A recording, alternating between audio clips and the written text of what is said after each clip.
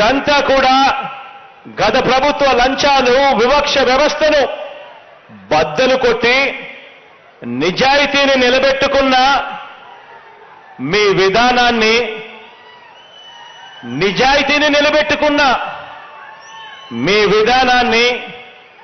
నా విధానాన్ని ఎజెండాగా తీసుకొని అడుగులు వేస్తూ త్రికరణ శుద్ధితో ఎవరైనా కూడా 2019కి ముందు మన ప్రభుత్వం రాకమునుపు లంచాలు లేని వ్యవస్థ సాధ్యమేనా అంటే లేదు, సాధ్యమే అని చెప్పి చూపించినందుకు ఈ 4 ఏళ్లుగా చేసి చూపించినందుకు ఈ బహుమతి మొత్తాన్ని పెంచాం. సేవా వజ్రాలకు 45,000, సేవా రత్నాలకు 30,000, సేవా మిత్రులకు 15,000 చొప్పున ఇస్తా ఉన్నాం. ఈ ఏడాది కూడా ప్రతి నియోజకవర్గం నుంచి 5 చొప్పున 875 మంది వాలంటీర్లకు సేవా వజ్ర అవార్డులతో సత్కరిస్తా ఉన్నాం. ప్రతి మండలం, ప్రతి మున్సిపాలిటీ పరిధి నుంచి కనీసం 5 మంది, కార్పొరేషన్ పరిధి నుంచి కనీసం 10 మంది చొప్పున 4,150 మంది వాలంటీర్లకు సేవా రత్న అవార్డులతో గౌరవిస్తా ఉన్నాం. ఏడాదిగా మంచి సేవలందించిన 2,50,439 మంది నా వాలంటీర్ చెల్లెమ్మలకు, నా వాలంటీర్ తమ్ముళ్లకు సేవా మిత్ర అవార్డులతో సన్మానిస్తా ఉన్నామని కూడా చెప్పడానికి గర్వపడతా ఉన్నా. ఇలా 2,55,464 మంది వాలంటీర్లను అభినందిస్తూ వారికి నగదు బహుమతిగా 392 కోట్ల రూపాయలు నా తమ్ముళ్లకు, నా చెల్లెమ్మలకు ఇవ్వడానికి మీ అన్న సంతోషపడతా ఉన్నాడు అని చెప్పి కూడా గర్వంగా చెప్తా ఉన్నాను. ఈ సందర్భంగా దేశ చరిత్రలో మరే రాష్ట్రంలో అయినా కూడా ఇలాంటి లంచాలు లేని, వివక్ష లేని వ్యవస్థను ఎక్కడైనా మీరు చూశారా అని అడుగుతా ఉన్నాను. ప్రతి ఇంట్లోనూ వెళ్ళి అడగండి, ప్రతి అక్కచెల్లెమ్మకు చెప్పండి, ప్రతి అన్నదమ్ముడికి చెప్పండి, ప్రతి రైతన్నకు చెప్పండి. ఇలాంటి వాలంటీర్లు ఎక్కడైనా ఉన్నారా? ఇలా లంచము లేని వ్యవస్థను ప్రోత్సహించే ప్రభుత్వాలు దేశంలో ఎక్కడైనా ఉన్నాయా అని చెప్పి అడగండి. మన ప్రభుత్వం రాకమునుపు ఎవరైనా కూడా ప్రభుత్వం నుంచి ఇచ్చే 1 రూపాయి ఎటువంటి లంచము, ఎటువంటి అవినీతి, ఎటువంటి వివక్ష లేకుండా ప్రజల చేతుల్లోకి చేరగలుగుతుందా అని ఎవరైనా అడిగితే ఎవ్వరూ కూడా ఇది జరిగే పని కాదు అని చెప్పే పరిస్థితి. సమాధానం అటువంటి విధంగా సమాధానం వచ్చే పరిస్థితి నుంచి ఇవాళ మీ అన్న నేరుగా బటన్ నొక్కడం, నేరుగా నా అక్క చెల్లెమ్మల కుటుంబాల ఖాతాల్లోకి నేరుగా డబ్బులు వెళ్ళిపోవడం, లంచాలు లేకుండా, వివక్ష లేకుండా ఏకంగా ఈ 58 నెలల పాలనలో మీ అన్న ప్రభుత్వం అక్షరాల ఇప్పటిదాకా 2,55,000 కోట్ల రూపాయలు నేరుగా నా అక్క చెల్లెమ్మల కుటుంబాల ఖాతాల్లోకి జమ చేయగలిగాము. ఇది ఒక విప్లవం కాదా అని అడుగుతా ఉన్నాను ఈ సందర్భంగా. ఇక ఈ 2,55,000 కోట్లకు నాన్ డీబీటీ పథకాలు అంటే ఇళ్ల పట్టాలైతేనేమి, సంపూర్ణ పోషణమైతేనేమి, గోరుబొద్దైతేనేమి, ట్యాబులైతేనేమి, విద్యా కానుకైతేనేమి, ఇలాంటి కార్యక్రమాలను కొరకు మరో 1,07,000 కోట్ల రూపాయలు నాన్ డీబీటీగా కూడా ఇస్తా ఉన్నాం, ఇచ్చాము ఇప్పటిదాకా. ఇక ఇంటి స్థలాలకు సంబంధించి వాటి మార్కెట్ విలువే తీసుకుంటే ఈ 1,07,000 కోట్ల రూపాయలు కాస్త 1,76,000 కోట్ల రూపాయలు కనీసం అంటే అవుతుంది. ఇంత సొమ్ము పేదల చేతుల్లోకి నేరుగా ఈరోజు కనిపిస్తా ఉంది. పేదల చేతుల్లోకి నేరుగా ఈ సొమ్మంతా కూడా కనిపిస్తా ఉంది. కాబట్టే కోవిడ్ లాంటి సంక్షోభాల్ని కూడా ఎదుర్కోగలిగాం.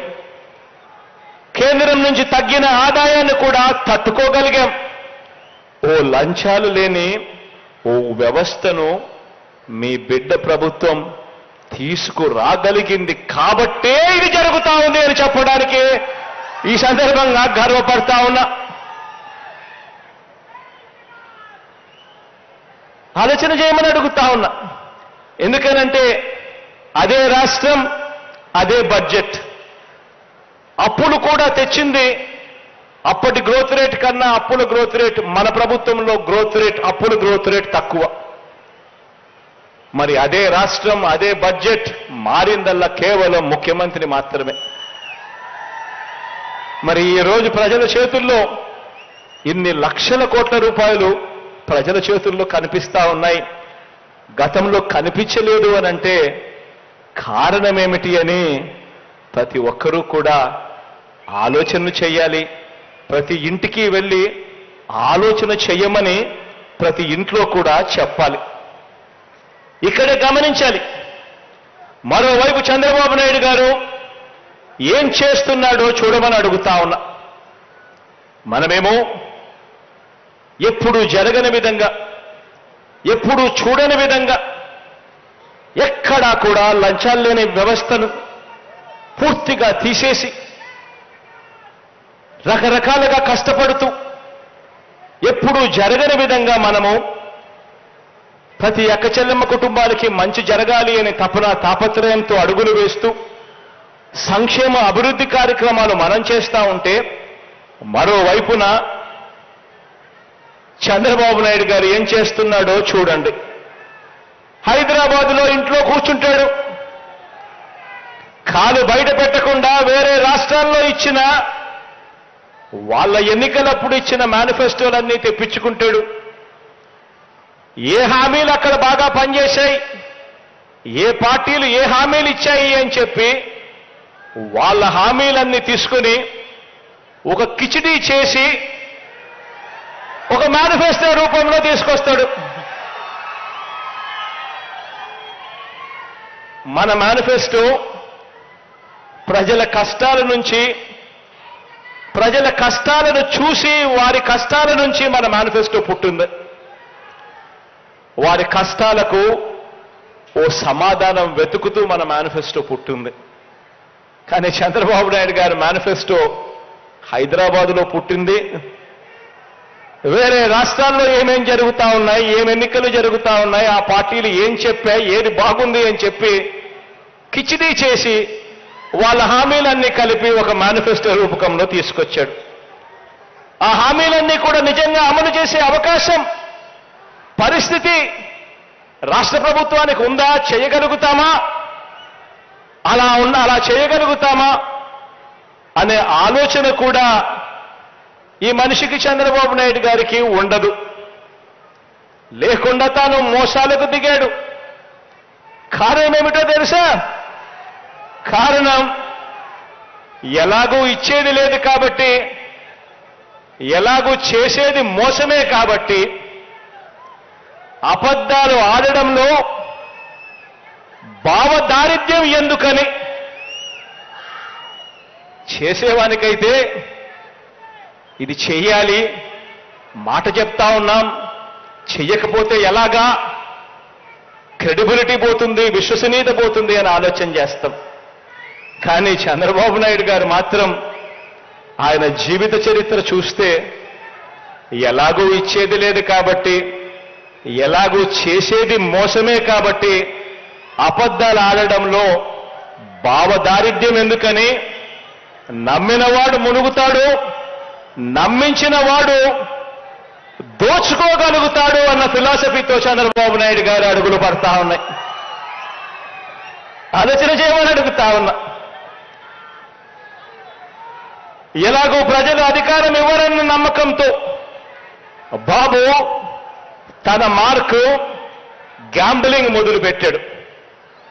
ఎలాగో ప్రజల అధికారంలోకి తన ఎట్టాగో తీసుకుని రారు, నమ్మకం లేదు అని గ్యాంబ్లింగ్ మొదలుపెట్టాడు. తన మార్క్ గ్యాంబ్లింగ్ మొదలుపెట్టాడు.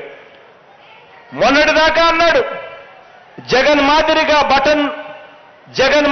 బటన్ నొక్కితే రాష్ట్రం శ్రీలంక అయిపోతుంది అని చెప్పి అన్న అదే నోటితోనే ఆయన చేస్తున్న ఈ గ్యాంబ్లింగ్ వ్యవహారంలో 6 వాగ్దానాలంటూ కొత్తగా ఒక మేనిఫెస్టో అని చెప్పి చెప్తా ఉన్నాడు ప్రజల్ని మోసం చేసేందుకు.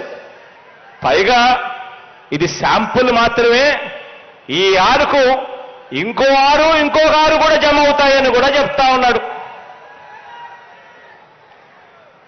ఆలోచన చేయమని అడుగుతా ఉన్నా. ఒకవైపునేమో మీ బిడ్డ ఇంత కష్టపడితే, ఎప్పుడూ జరగని విధంగా చేస్తే, మీ బిడ్డ ఇంత కష్టపడితే ఎప్పుడూ జరగని విధంగా చేస్తే మీ బిడ్డ సంవత్సరానికి 70,000 కోట్ల రూపాయలు ఖర్చు చేయగలుగుతా ఉన్నాడు. ఎప్పుడూ జరగని విధంగా అది కూడా 2,55,000 కోట్ల రూపాయలు డీబీటీగా నా అక్క చెల్లెమ్మల చేతుల్లో పెడుతూ, నాన్ డీబీటీగా కనీసం 1,07,000 కోట్లు వేసుకున్నా కూడా